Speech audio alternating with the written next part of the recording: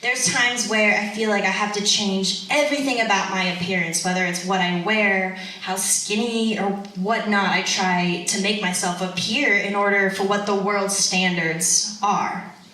There's times where I get so painfully depressed on really dark days where I can't get out of bed to even make myself a meal.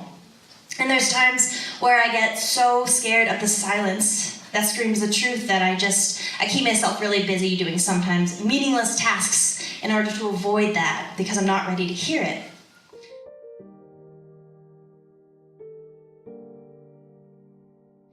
But what would happen if we were not afraid of what people thought about us? What would happen if we were able to actually look ourselves in the mirror and love who we saw staring back at us? What would happen if we did not let the world decide what we were supposed to wear or act like or be like in order to be okay? What would happen if we were truly able to love ourselves? My mission as a speaker is to help teens and young adults create unity and resilience and learn how to embrace their true identity. I do this by first sharing difficult parts of my own story in order to build trust and relatability with my audience members to, in a sense, stand in as the person who says the thing that a lot of people feel but might be afraid to stand up and say on their own. So I use my story as an example to create a vulnerable, safe environment. I follow him out to the bar and we stay there, me, him, and a bunch of servers from work, and we stay there till about closing time. And it's about maybe 2 in the morning, and we walk out to the car, and the next thing I know, I'm turned around with a hand over my mouth, and that night my best friend's boyfriend raped me. And I get home and I walk upstairs and I look at myself in the mirror, and I feel like I don't belong in my own body. Like I don't belong to myself anymore. Like something was just taken from me, and I was really confused. I was like, did I just make this up? Did I do something wrong? Was this my fault? I had never felt more broken and alone and just like garbage in my life. It was that moment right there that told me that my problems, they don't matter. My pain, it does not matter.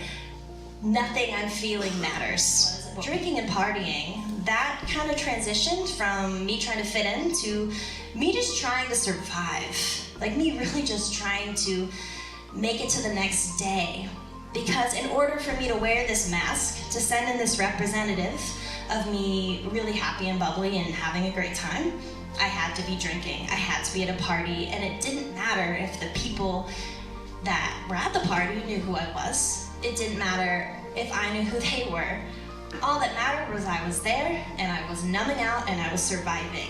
I then bring hope and light into those dark places by sharing how relationship and connection and vulnerability have helped heal me along the way. I show the difference between wearing a mask to convince the world that you are okay in order to fit in or to be cool or funny or whatnot. I show them the difference between that and embracing who you actually are. My goal for every presentation that I give is to just celebrate the people in the audience and help them learn how to look inwards and love themselves more. Grace is something that you can't really understand fully unless you have this experience with it, to where you are just there, your whole story, your whole self, all the broken pieces, the good, the bad, the ugly, you're all out there. And someone sees that, acknowledges it, and looks at you and tells you that you're okay. Tells you that you're loved still. Not when you get your act all cleaned up, but right now. You are worthy now.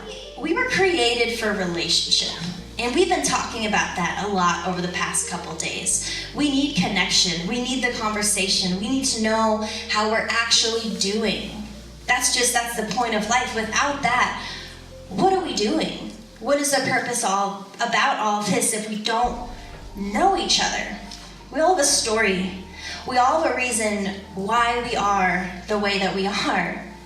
And so part of living this life is just, instead of jumping to conclusions about people, instead of judging someone based on what they look like or where they're from or what they're talking about or what they do, realize that there's a why behind why they are the way that they are.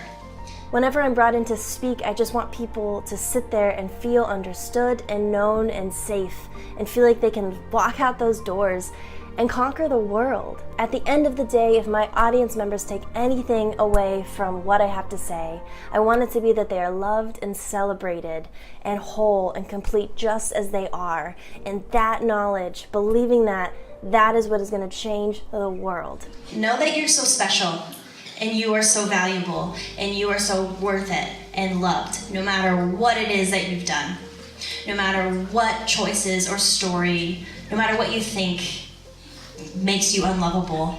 You are loved and you are special, and that is the message to take out of Fryla. So thank you.